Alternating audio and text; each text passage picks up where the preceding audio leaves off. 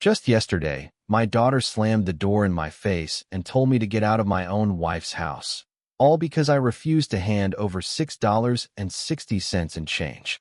I left with nothing but my pride. I redrew and planned. Before we continue, thank you so much for your support. Every like, comment, and view means the world to us. We're on a mission to reach our first 1,000 subscribers, and we'd love for you to be part of that journey. If you haven't already, hit that subscribe button and let's grow together. Now, let's proceed. I can still hear the coins clatter on the glass-topped console by the front door, the kind of sound that shouldn't mean anything, except it meant everything that night. I had just come back from the corner store with a bag of groceries my wife said we needed: bread, cooking oil, tomatoes, and her favorite tea. The receipt said I owed $43.40, and when the cashier counted back the change, it came to $6.60. I folded the bills, cupped the coins, and walked home thinking nothing of it. But the moment I stepped in, my daughter, my own blood, stood between me and the hallway and asked, not, "How was your day?" or "Did you find the tea?" but "Where's the change?" Her voice had a cutting edge, a tone I used to hear when she was 13 and testing boundaries. Only now she was grown, and the boundary she wanted to test was me.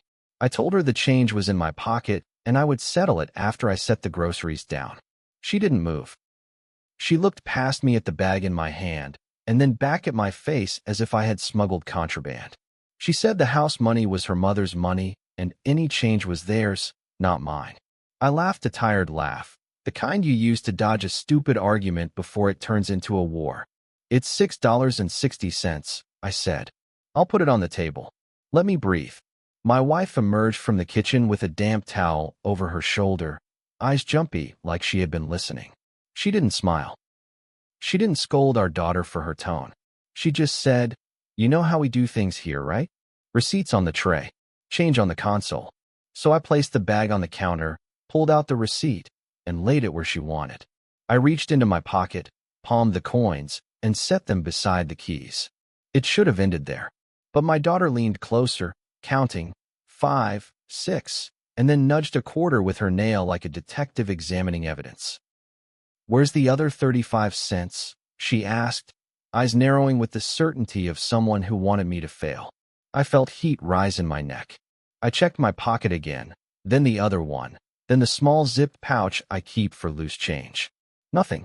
"Maybe it slipped," I said, patting my jacket, scanning the floor. She folded her arms.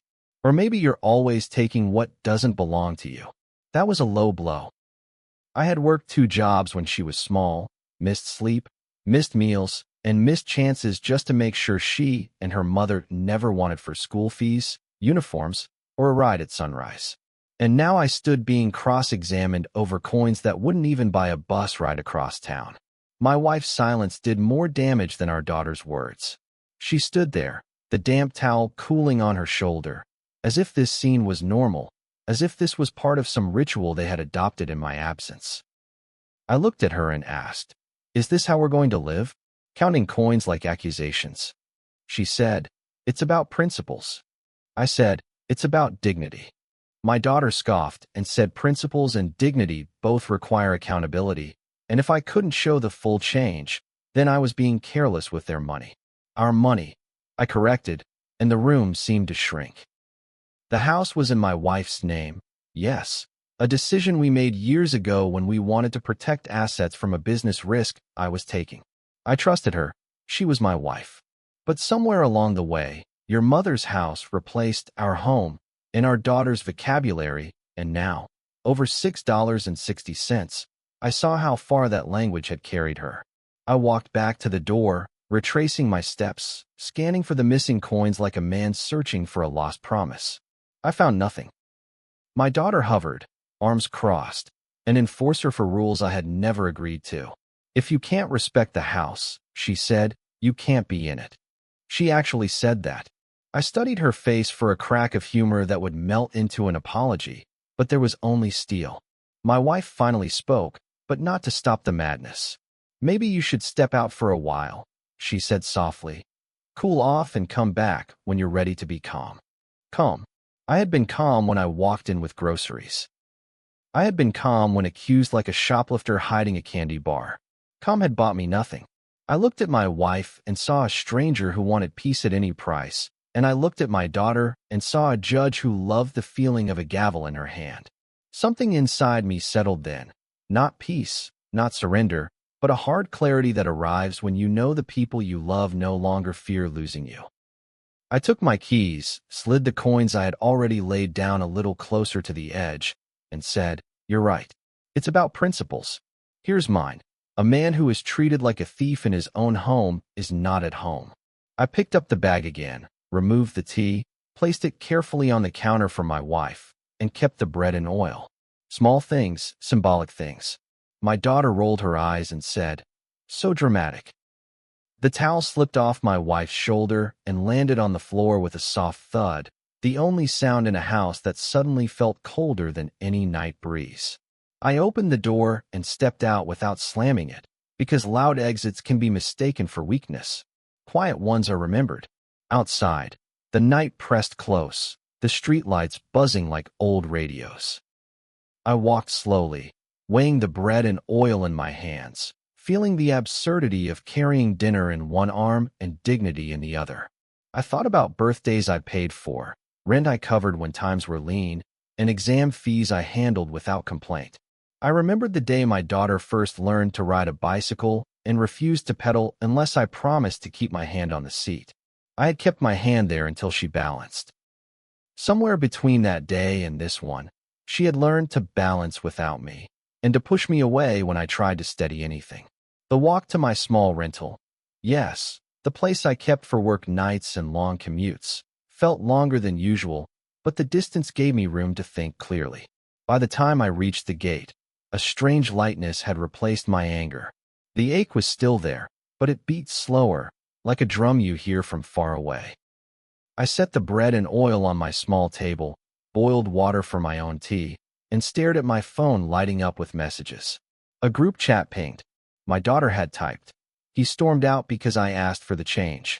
There were laughing emojis from people whose names I barely recognized. My wife sent a praying hands emoji, that modern apology that never says sorry. I put the phone face down and sipped my tea. The cup warmed my hands as I thought of the mathematics of respect. How it is either whole or it is nothing. You cannot split it like a bill. You cannot peel it like a sticker to please whichever person is loudest. Respect must be given intact or not at all. I finished the tea slowly, the steam fogging the edge of my glasses, and made a list on a piece of scrap paper of what I would no longer do. No more silent subsidies that taught them entitlement. No more rescues that erased consequences. No more pretending insults were misunderstandings. The night was quiet enough that the scratching of my pen sounded loud. I remembered moments I had shrugged off, the your mother's house jokes, the way my daughter would ask me for favors while calling me by my first name like a colleague instead of dad. I remembered buying her a graduation dress after she said her mother's budget was tight, and then watching her post a video thanking the women in my life for making her day special. I hadn't minded then, because fathers learned to be invisible cheerleaders, but now, over $6.60, the invisibility felt like erasure. I realized how often I had trained them to see me as the one who would accept whatever cost was required. Extra shifts, missed acknowledgments, swallowed pride. The missing coins were nothing. The missing regard was everything. I folded the list, slid it under my phone, and let the room's stillness settle around me like a decision that had already been made. Sleep did not come easily, but when it did, it came without dreams. I woke before sunrise to the hum of the city yawning awake. In that thin hour, regret tried to bargain with me. What if you had just found the 35 cents? What if you had laughed the moment away? But I let the questions pass like buses I didn't have to board. I brewed another cup of tea, ate toast, and checked my bank app. Numbers don't argue, they only mirror choices. For years, I had shouldered expenses quietly to keep the house quiet, but quiet is not the same as harmony. I drafted a few transfers and canceled a few standing ones. I sent a brief message to my wife. I'll be staying at my place for a while. We should talk about boundaries when you're ready. No accusation. No speech. Just a line in the sand that I had drawn for myself, not to punish them, but to protect what was left of me. By mid-morning, my phone buzzed with a call from an aunt who heard there was drama and wanted me to come home and make peace. I told her peace required two hands. I was extending one. She sighed and said families are complicated. I said dignity is simple. Shortly after, a message from my daughter popped up. So you're really not coming back? Over what? I stared at the screen, resisting the urge to type a lecture that would drown her in history and context. Instead, I wrote, over $6.60 of respect. I hit send and put the phone away. The day stretched forward, and I started cleaning my small place, arranging the few pictures I kept, hanging the jacket I used to leave on the back of the dining chair at the other house. Each small act felt like reclaiming a square inch of ground I had abandoned to keep the peace. In the afternoon, I walked to the same store and asked the cashier if anyone had turned in loose change. He shook his head and smiled with the weary kindness of men who've seen stranger things than pride measured in coins. Keep the dignity, he said, tapping the counter. I smiled back and left without buying anything. I didn't need proof to vindicate myself. I needed resolve to stay the course. As the sun lowered, my phone buzzed again and again. Some messages were peacemaking, some mocking, some curious. I answered only one, my own conscience, promising that I would not return to a place that required me to accept small humiliations as the price of admission. That night, alone but not lonely, I cooked a simple meal and ate it without rushing, as if time finally belonged to me again. When I switched off the lights, the dark felt honest, not hostile. Morning found me calmer. I stepped outside to the small balcony and let the ordinary city sounds play like background music to a new resolve. It was then the phone rang. A call I recognized before I lifted it. My daughter's name glowed on the screen. I hesitated, then answered. Her voice was thinner, stripped of last night's certainty. Dad, she said, no first name this time. Can we talk? I let the pause stretch just long enough to make room for meaning. We can talk, I said. She took a breath and the words tumbled out. Problems, a falling out with a friend, an argument with her mother, a place she couldn't stay.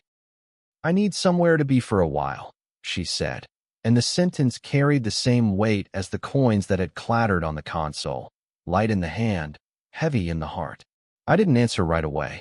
I looked at the list under my phone, at the square inches of ground I had reclaimed, and at the door of my small place, which had remained closed not because I feared visitors, but because I was learning who should cross it. I ended the call with a measured promise to call her back in an hour. I needed that hour, not to decide whether to be a father, but to decide what kind of father I would be from now on. The $6.60 had taught me something that years of sacrifice hadn't. Without boundaries, love turns into an open wallet and a closed mouth. I brewed tea, sat at the table, and wrote a different kind of list. Conditions, not punishments. Lessons, not lectures. Consequences, not cruelty. When the hour was up and I reached for the phone, my hand didn't shake. Whatever came next would not be loud. It would be clear, and for the first time in a long time, I felt ready to be heard. Thank you so much for watching. If you enjoyed this story, don't forget to hit that subscribe button and help us reach our first 1,000 subscribers. Your support means the world to us.